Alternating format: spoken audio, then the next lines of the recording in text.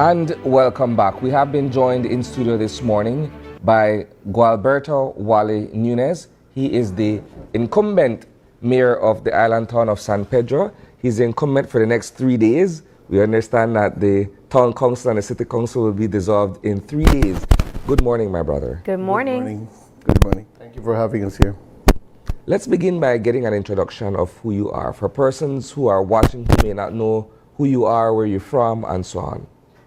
Well, my name is Gualberto Nuñez. Everybody knows me as Wally because my grandfather and my dad's name was the same, Gualberto, so they call us Wally.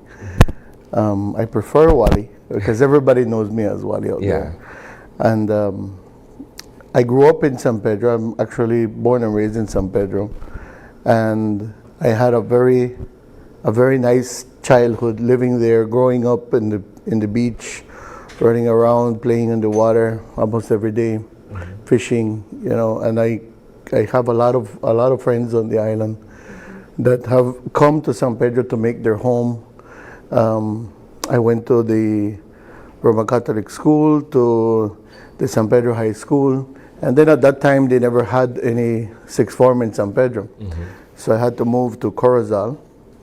And in Corozal is where I did the sixth form, and after that I went to do my pilot training in Texas. Then I came back, I did my hours, and I started to work for Tropic Air, where I have had the privilege to work with them for 20 years. So sometimes I still do and go and fly on weekends. Let me Not jump every in weekend, quickly, if you don't mind. Only because it seems kind of strange to me that one would go from flying to municipal administration. How did you make that transition? Well, I was a counselor back in 2012. I don't know if you remember when, I think I was the only counselor in San Pedro who won, but there was just a few around the country that had won from our party. And I've always wanted to be involved in serving the community, in being part of the town council. A lot of friends still remember when I was a kid that I always used to tell them that someday I'm going to become the mayor of San Pedro. And I am very proud that we did reach to that goal. But not only that, now I am proud of the accomplishments we have done so far on the island. Let's talk about some of those accomplishments. You've been mayor for the island, and you're hoping to have a second term, yes? Right. Come March 6th. Let's talk about some of the achievements, but also some of the challenges. Well, some of the challenges, if we may start there, is at the time when we took office, we were still under COVID restrictions. And people were just starting to get back to work. There was a lot of people in need of jobs. There was a lot of people in need of different types of problems that arose because of COVID and because of not having a job at the time. So it was quite challenging. But when we took office, the biggest challenge was that there was no resources left. We inherited a council that was fairly broke, and not only in the accounting section, but also we didn't have any equipment to be able to work on the roads. The entire system was broken. It was something that we had to start from scratch. How do you manage what you found when you took office 3 years ago and sort of pull the town council out of the red to be able to operate at the level that you are at the moment? Well, we had to change the entire system internally because the system, we had to change the entire system internally because when we took office, everything was done written. They had everything was cash only. There was no proper system in place where you can see who is doing any changes in the system. So it was easily manipulated. So when we took office, we knew that we had to change that system. It was an antiquated system that was there that we had to change for accountability purposes. And when we did that change and we started to see that the revenue started to come in and we started to do proper management of the funds, you can clearly see that we rose from being in the negative, in the red. We had 2 bank accounts that were in overdraft. And in just 3 to 4 months, we got out of overdrafts. So there was a trend, and that trend, you can see it in the report from local government. We went going up, and it has constantly been going up. When we took office, our revenue was roughly around $6 million a year. We went up from 6 to 9 on the second year, now going to 12. So you can clearly see a trend where we are collecting more revenue and there is the work being done. And that's what people see. They want to see where their money is going to, and that's what we're doing. Have you been able to perhaps explore other revenue streams on the island? I mean, it's one of the fastest growing municipalities in this country. So perhaps aside from collecting taxes, maybe there are other resources that can be drawn upon to realize monies into the town council.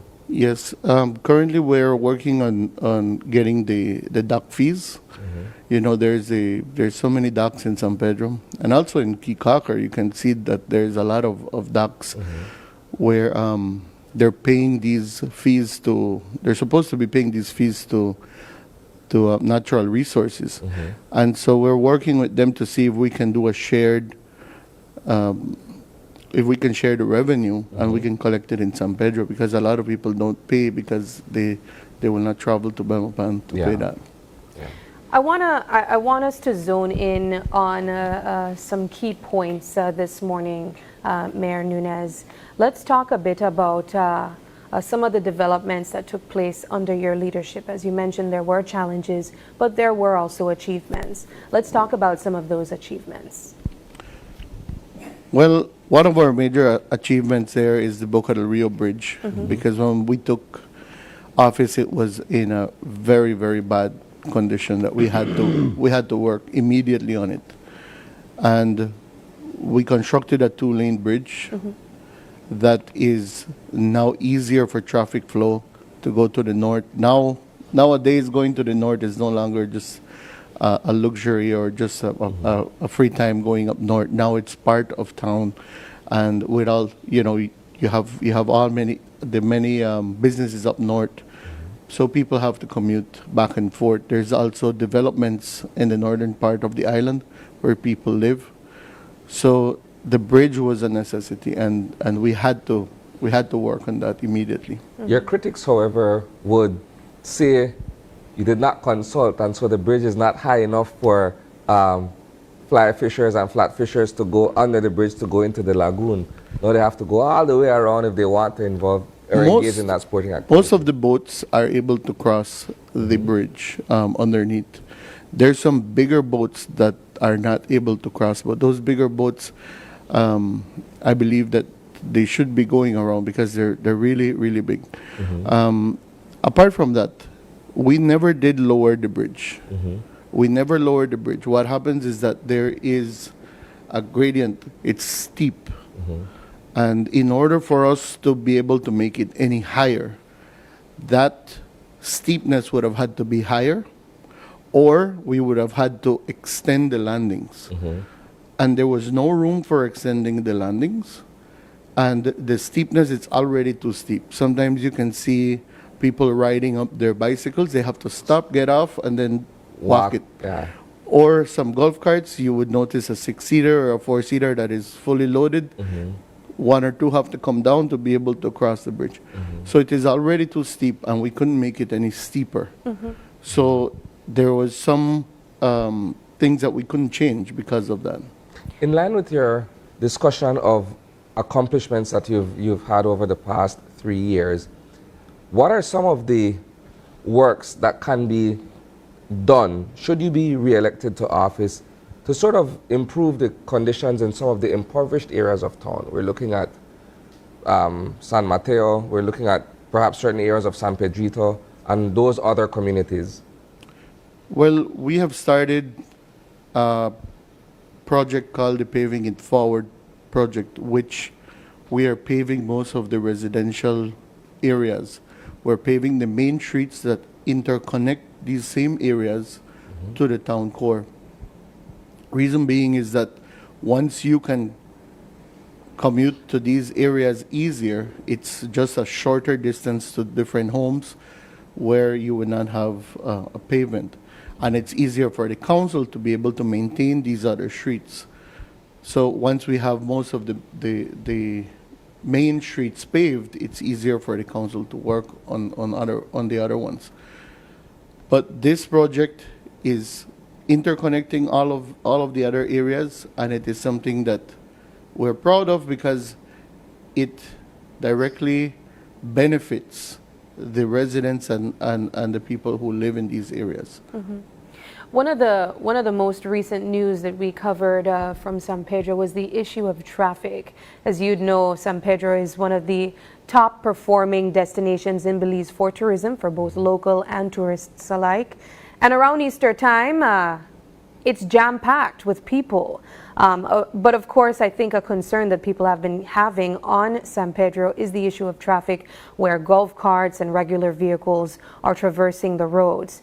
There's not enough space and there's too much golf carts. What has been the response from the council? Yes, this has been a problem that we inherited because there was so many permits that had already been issued.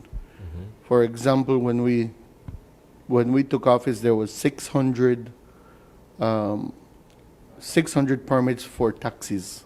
Wow. There was over 90 golf cart rentals, and each rentals, they have 50, 25, some of them have 100 golf carts. Wow. And then you have so many other permits for large trucks that were doing the delivery, and some of them are still doing some of the delivery of material. So it's kind of like a balance that we have to find, and it has been quite a task. We have the San Pedro Traffic Control Committee working together with the Ministry of Transport and the San Pedro Town Council.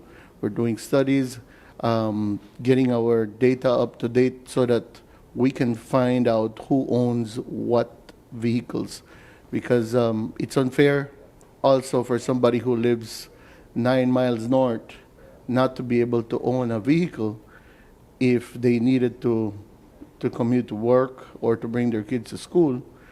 And then you have the rentals that have so many golf carts, and you have these other companies that have a lot of vehicles. So that's a balance that we're trying to find, and it has been quite a task. Would you consider perhaps a moratorium until you're able to find that balance? Yes, there is plans for moratoriums.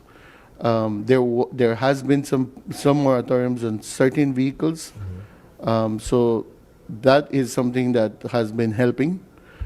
But right now with the works of the other roads, because nobody wants to ride on a dirt road if you have the paved road. Now with the paved roads, people will be able to kind of spread out and be able to use the other roads, and it's going to be less congested in one area. So let me share my quick personal experience with you being on the island recently.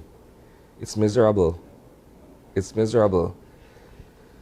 You are on the main street or any part of town, and there are so many golf carts going in all different directions, and you have taxis, and then you have big trucks that are moving material because there's ongoing development on the island. And being able to negotiate that kind of traffic is kind of risky. And the fact that you're bumper to bumper with another golf cart, or you're bumper to bumper with a taxi or a dump truck, for instance. For that reason, we have certain times that we have put for these trucks to be able to work. But that too has been an issue, because if we put them at early in the morning, like 4, 5 in the morning, it's an issue for people that are sleeping. So if they are out on the day, it is a problem, because you have, depending on the times, like 8 o'clock, 12 o'clock, when you have these people coming to and from work, it has become an issue.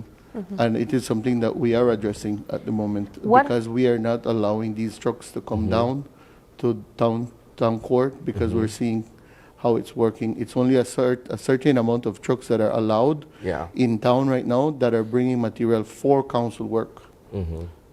What has been the response from the people on this issue? Are they prepared to reduce the amount of golf carts, say, per family? Because what we have observed is that a lot of people are trying to have their own golf carts. Especially around the Easter time, we're seeing the increase in golf cart rental as well. As it relates to addressing this issue, are you prepared, or are you seeing people being prepared to reduce the usage of golf carts if they are living within the central region of the town? Yes, some of the people that live in town, it hasn't been much of an issue with getting permits. Okay. When it comes to the golf carts, the problem has always been most of the rentals that they want, obviously, more golf carts. Because, well, you can see on busy season, there is no golf cart to Yeah. rent.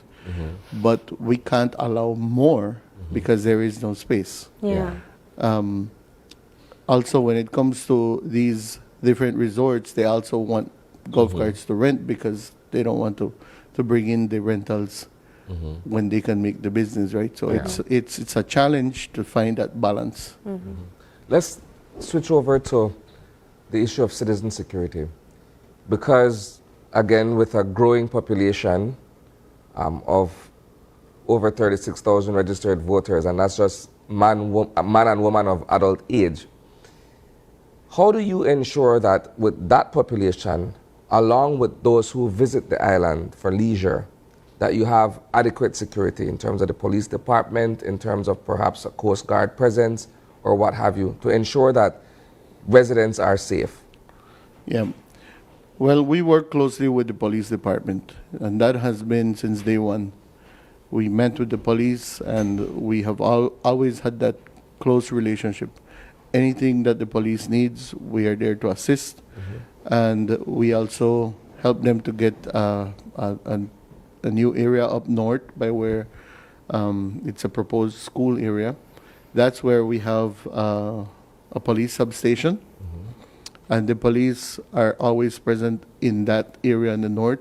It benefits also the different resorts and the different rental homes that are in the north because you have police patrolling in that area and the presence is there.